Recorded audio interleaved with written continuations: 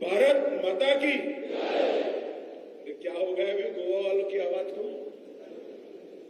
चुनाव का माहौल है, ऐसे करोगे क्या? दोनों हाथ उठाइए, विजय के संकल्प का मुट्ठी भींचिए और मोदी जी तक आवाज पहुंचे इसमें प्रचंड आवाज से बोलिए, भारत माता की, भारत माता की। आज मंच पर उपस्थित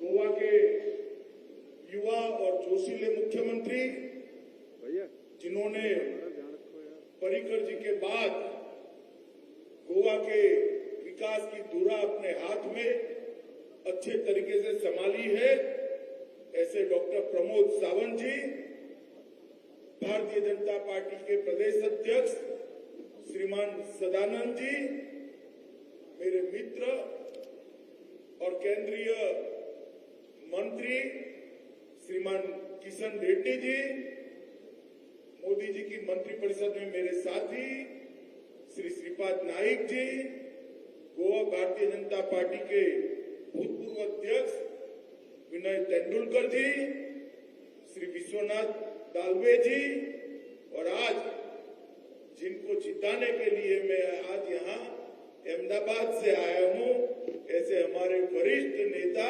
श्रीमान रवि नायक जी, और आज के कार्यक्रम में उपस्थित प्यारे भाइयों और बहनों, आप सभी को मेरा नमस्कार। आज 2022 गोवा विधानसभा चुनाव के प्रचार में मैं पहली बार एक खूबसूरत प्रदेश गोवा के अंदर आया हूं। मैं आज यहां आया हूं तब मां शांता दुर्गा की भूमि को प्रणाम कर मेरी बात की शुरुआत करना चाहता हूं। सब कोटेश्वर तामड़ी सुरला महादेव, उनको भी प्रणाम कर मैं मेरी बात की शुरुआत करना चाहता हूं। मित्रों, गोवा में आया हूं तब सबसे पहले देश के भूतपूर्व रक्षा मंत्री और गोवा के पूर्व मुख्यमंत्री भारतीय जनता पार्टी के नेता श्री मनोहर पर्रिकर जी को याद कर विनम्र श्रद्धांजलि देना चाहता हूं, क्योंकि पर्रिकर जी एक ऐसे नेता थे जिन्होंने गोवा के नाम को न केवल देश, समग्र विश्व के अंदर गोवा को जाना पहचाना। पर्रिकर जी ने ही यहां पर विकास की नींव डाली थी, जिस पर आज डॉक्टर प्रमोद सावंत एक मजबूत इमारत बनाने का काम कर रहे हैं। ये गोवा में आया, कहीं पर तृणमूल कांग्रेस के बोर्ड दिखाई पड़ते हैं, कहीं पर एनसीपी के दिखाई पड़ते हैं, कहीं पर आप पार्टी का बोर्ड दिखाई पड़ता है। कांग्रेस तो है ही है, कोई नई एक दो पार्टियां बन गई है, एमजीपी भी है, न जाने इतने छोटे से गोवा में देश भर की पार्टियां क्यों कूद पड़ी। मित्रों, गोवा के मतदाताओं को मैं कहने आया हूं, विकास वही हो सकता है जहां स्थिरता और स्टेबिलिटी होगी। जहां स्टेबिलिटी नहीं होगी, जहां स्थिरता नहीं होगी, जहां सातत्यपूर्ण नीतियां नहीं होगी, वहां विकास नहीं हो सकता। मैं पूछना चाहता हूं, छोटे छोटे दल, अन्य राज्यों के दल जो यहां आए, ये गोवा को विकास दे सकते हैं क्या? बताइए तो जरूर। दे सकते हैं? आपकी समस्या को जानते हैं? इनका निराकरण उनके पास है क्या? नहीं कर सकते। जब से गोवा के अंदर भारतीय जनता पार्टी का शासन आया, तब से गोवा के अंदर राजनीतिक स्थिरता आई और तभी से गोवा के अंदर विकास का शासन आया है, विकास हुआ है। पहले कांग्रेस की सरकार थी, श्री दिगंबर कामत उसके मुख्यमंत्री थे। दिगंबर कामत की सरकार 3A से जानी जाती थी। 3A से। सबसे पहला ए था अव्यवस्था का ए, दूसरा ए था अस्थिरता का ए, और तीसरा ए था अराजकता और भ्रष्टाचार का ए। ये 3A ने पूरे खूबसूरत प्रदेश को तबाह कर रख दिया था और यहाँ पर अस्थिरता का शासन। भारतीय जनता पार्टी की सरकार बनी, गोवा की जनता ने भारतीय जनता पार्टी को 10 साल तक शासन करने का मौका दिया और हमने गोवा के अंदर विकास के एक नए युग की शुरुआत की। मैं हमेशा कहता हूं कि भारत माता का नक्शा उठाकर देखते हैं तो हमारा गोवा बहुत छोटा सा दिखता है। दिखता है या नहीं दिखता है? जरा जोर से बोलो, दिखता है या नहीं दिखता है? मगर मैं हमेशा कहता हूं भारत माता के माथे पर बिंदिया की तरह हमारा गोवा खूबसूरत दिखता है। जैसे बिंदिया पूरे चेहरे का एक प्रकार से सौंदर्य से दिखाव ही बदल देती है, इसी तरह से हमारा गोवा भारत माता के बाल पर बिंदिया की तरह खूबसूरत गोवा बना है। और ये शुरुआत भारतीय जनता पार्टी ने की है। मित्रों, हमारे लिए गोवा का मतलब है गोल्डन गोवा और कांग्रेस पार्टी के लिए गोवा का मतलब है गांधी परिवार का गोवा।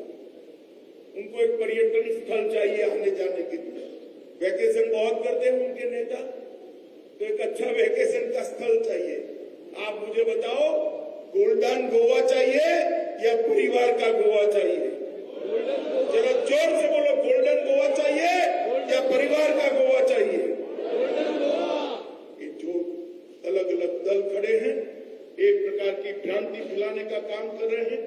मैं गोवा की जनता को कहने आया हूं कि गोवा का विकास अगर कोई कर सकता है, गोवा को सुरक्षा अगर कोई दे सकता है, गोवा के अंदर पर्यटन अगर कोई बढ़ा सकता है, गोवा के युवाओं को रोजगार अगर कोई दे सकता है, तो केवल और केवल नरेंद्र मोदी और प्रमोद सावंत के नेतृत्व में भारतीय जनता और कोई पार्टी यहां पर स्थिर शासन देने के लिए नहीं आई।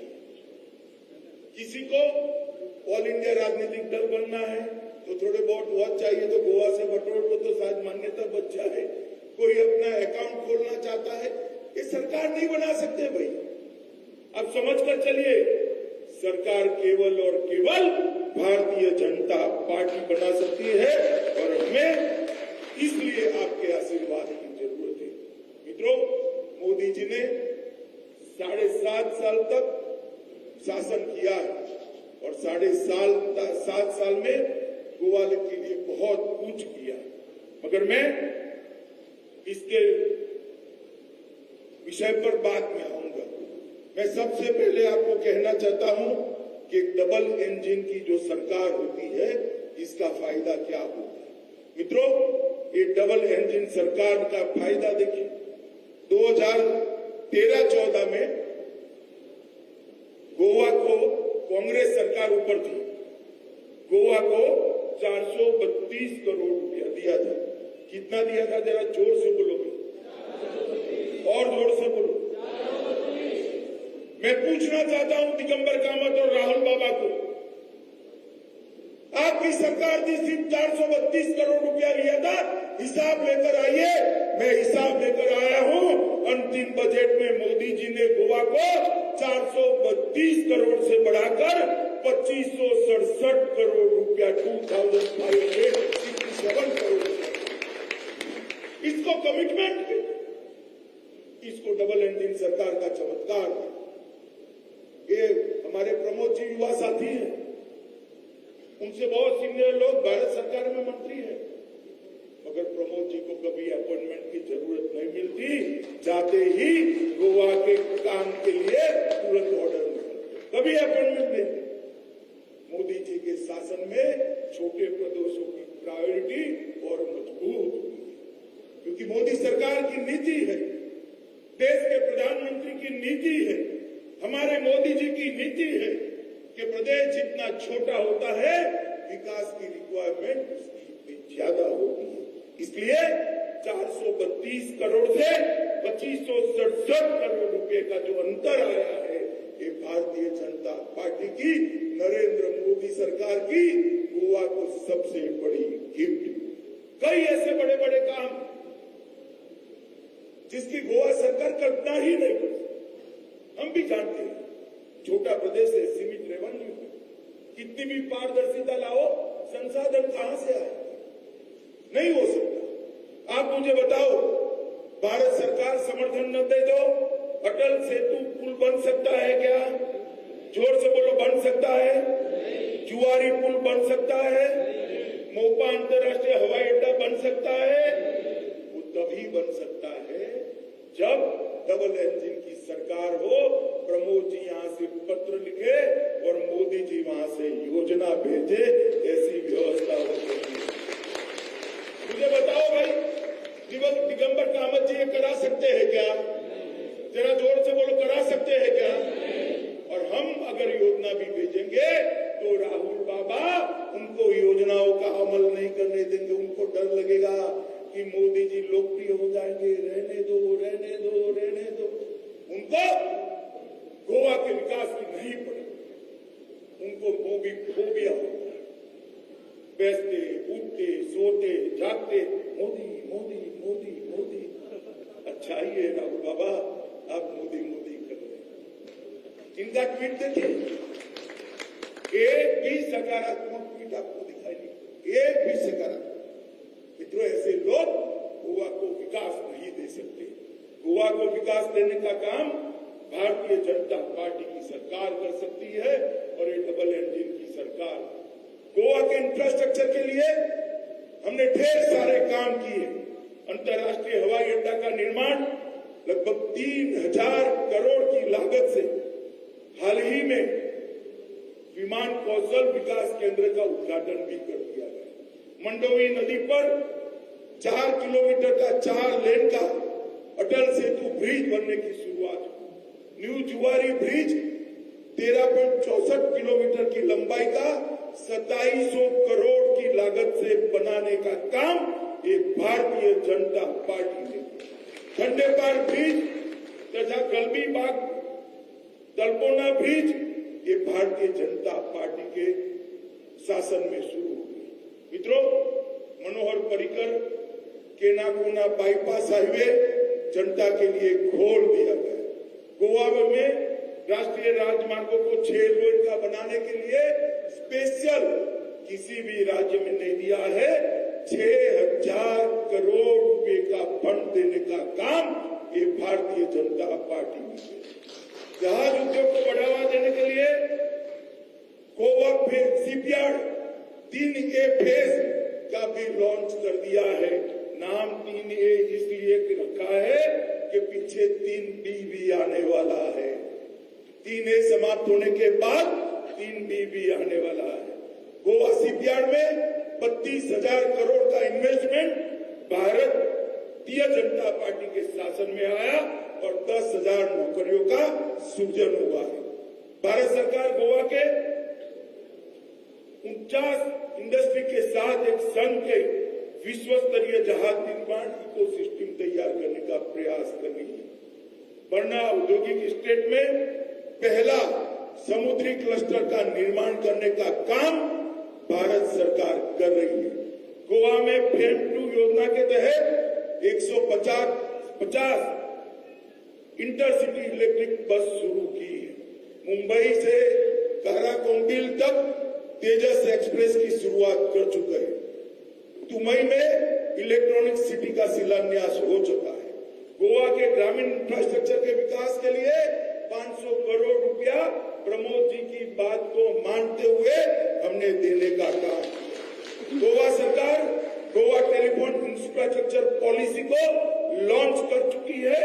144 टावरों की मंजूरी देकर ग्रामीण इलाकों में इस टावर के बाद लगभग 95% कनेक्टिविटी का काम पूरा हो जाएगा।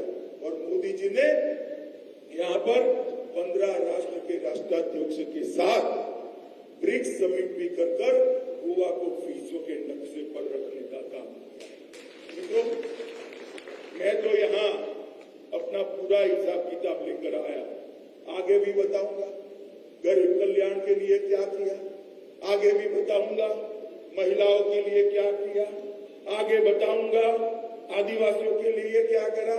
अरे कामत जी, सिर्फ आप मुझे इंफ्रास्ट्रक्चर का आपकी सरकार का हिसाब किताब दे दीजिए। भैया देना चाहिए या नहीं देना चाहिए? आपने उनको मौका दिया था या नहीं दिया था? अरे जोर से बोलो भाई, कामत जी को तो सुनाई पड़ना चाहिए। दिया था या नहीं दिया था? क्या किया इसका हिसाब लेकर गोवा की जनता के सामने आओ। मैंने तो इंफ्रास्ट्रक्चर का हमारा हिसाब यहाँ पर रख दिया है।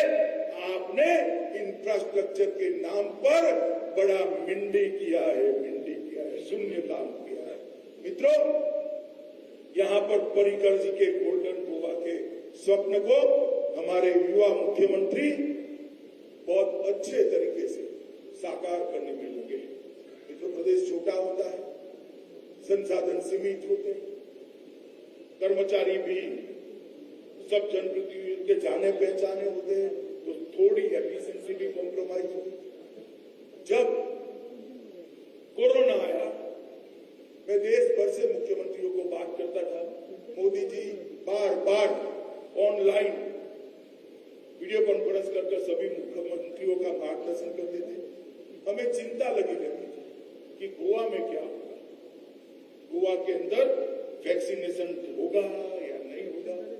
मुझे सबसे पहले गर्व है कि सबसे पहले वैक्सीनेशन का काम 100% से भी ज्यादा समाप्त करने का काम प्रमोद सावंत की सरकार ने,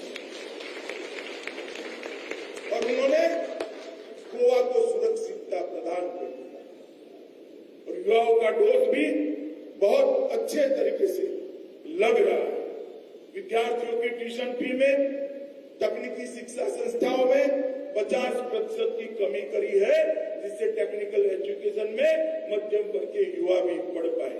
विद्यार्थी और शिक्षक स्टूडेंट टीचर रेशियो देश में गोवा दूसरे नंबर है। मित्रों, दूसरे नंबर है। इसका मतलब है एक ही टीचर की जगह खाली नहीं रही।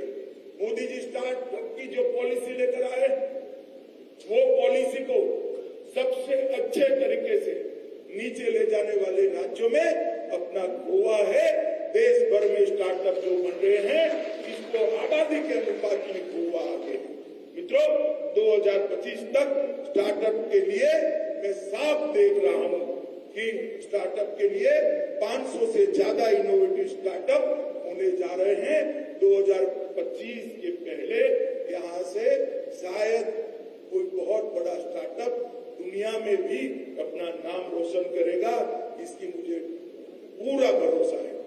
युवा प्रोफेशनल को प्रोत्साहित करने के लिए मुख्यमंत्री रोजगार योजना और युवा इंजीनियर को 10 लाख रुपये तक के सरकारी ठेके देने की योजना और विश्व स्तरीय पोर्ट निर्माण इकोसिस्टम के लिए एक 49 इंडस्ट्री मैंने जो आगे बताए, उसका एक संघ बनाकर हम आगे। मित्रों, ये जो आए हैं, अलग अलग पार्टियां आई हैं, उनको जरा पूछिए कि आप गोवा को क्या देने आए। गोवा की जनता के वोट देते हैं, वोट मांगते हैं। गोवा की जनता आपको वोट जरूर दे, मगर गोवा के विकास की आपकी योजना एजेंडे में कुछ नहीं है।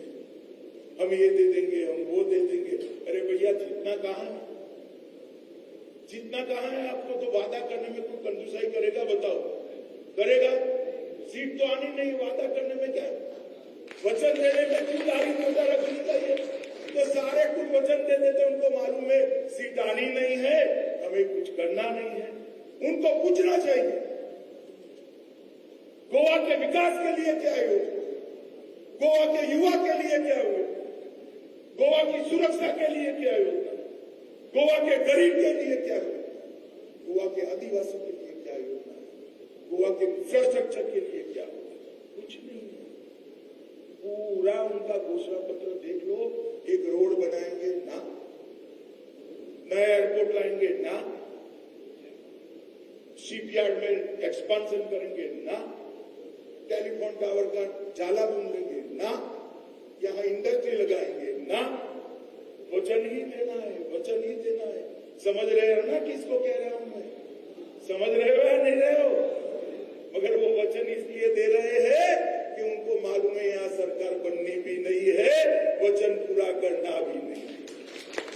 भारतीय जनता पार्टी एक जिम्मेदार राजनीतिक दल, हम रिस्पॉन्सिबल पॉलिटिकल पार्टी, हम देश के विकास में विश्वास करते, हम देश के विकास को आगे ले जाने वाले लोग।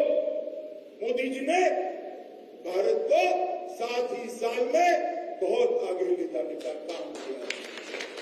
11वें नंबर पे हमारी अर्थव्यवस्था थी, 5वें नंबर पर ले जाने का काम सिर्फ 6 साल के अंदर नरेंद्र मोदी जी ने। इसलिए भारतीय जनता पार्टी को ही कहती है जो कर सकती है, हमने गलत वादे कभी नहीं। लास्ट टाइम में पार्टी का अध्यक्ष था, आप हमारा चुनावी एजेंडा उठाकर देख लीजिए। चुनावी एजेंडे के 92.8% काम हमने समाप्त कर दिए हैं और अब आपका 92.8% काम हमने समाप्त कर। सुबह ही मैंने मेरे कंप्यूटर से डाउनलोड कर देखा कि अचीवमेंट 92। मैं तो मुख्यमंत्री जी को शाबाशी देने आए हो, पीठ थपथपाने आए हो भाइयों, 92% का अचीवमेंट बहुत बड़ा अचीवमेंट। मित्रों, अगर ये हौच पौच की सरकार बनाई तो अराजकता बढ़ेगी, भ्रष्टाचार बढ़ेगा, अस्थिरता बढ़ेगी और ये जो नए नए लोग आए हैं ना, ये धरने की राजनीति करेंगे, केंद्र के साथ संघर्ष करके गोवा के विकास को बिखराव के रास्ते पर ले जाएंगे। मित्रों, भारतीय जनता पार्टी ने यहां पर एक संतुलित तरीके से विकास किया है। इंडस्ट्री भी आई है, इंफ्रास्ट्रक्चर भी आया है, व्यक्ति के विकास की योजनाओं भी आगे बढ़ाया है, गरीब कल्याण का भी काम किया है। मोदी जी की सरकार ने गोवा के गरीबों के लिए हर घर में शौचालय भेजने का काम किया। हर गरीब को 2 साल से 5 किलो से ज्यादा अनाज 2 साल से हर व्यक्ति को हर महीना free of cost Bharatiya Janata party की सरकार ने हर गरीब के घर में बिजली पहुंचाई। आज गोवा में एक भी घर ऐसा नहीं है जहां बिजली नहीं है। हर गरीब के घर में 5 लाख तक के आयुष्मान भारत योजना के कार्ड पहुंचाने का काम भारतीय जनता पार्टी ने कहा। और कई बार योजनाएं आती हैं मगर नीचे नहीं जाती।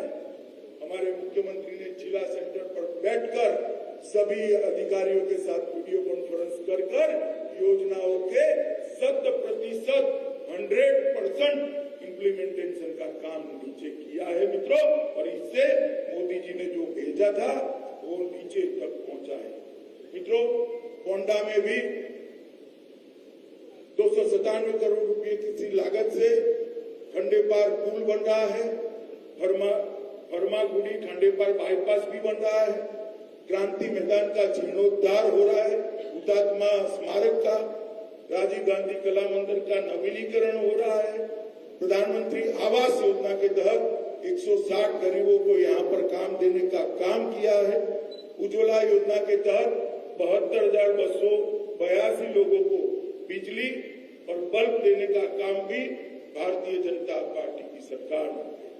मित्रों, 35,145 विधवाओं को 2500 रुपया प्रति माह की सहायता देने का काम भी गोवा सरकार ने किया। ढेर सारे काम, मैं सारे काम पढ़ने जाऊंगा तो 7 दिन की भागवत सप्ताह की तरह मेरा भाषण चलता जाएगा। मगर मैं आपको पूछने आया, गोवा में भारतीय जनता पार्टी की सरकार आप बनाते हो तो केंद्र में मोदी जी के हाथ मजबूत होंगे या नहीं होंगे? बताओ, जोर से बोलो, होंगे या नहीं होंगे? होंगे या नहीं होंगे? करने चाहिए या नहीं करने चाहिए? जोर से बोलो, करने चाहिए या नहीं करने चाहिए? मित्रों, ये राहुल बाबा देश को नहीं चला सकते।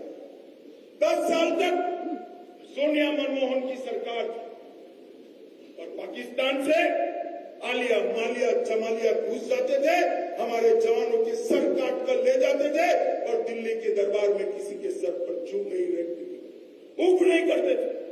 वोट बैंक की राजनीति के कारण मोदी जी आए, उरी के अंदर हमला किया, पुलवामा में हमला किया, पाक प्रेरित आतंकवादियों को लगा कि अभी भी मनमोहन सिंह की सरकार चल रही। गलती कर गए, मनमोहन सिंह चले गए थे, मोदी जी आ गए थे, कांग्रेस नहीं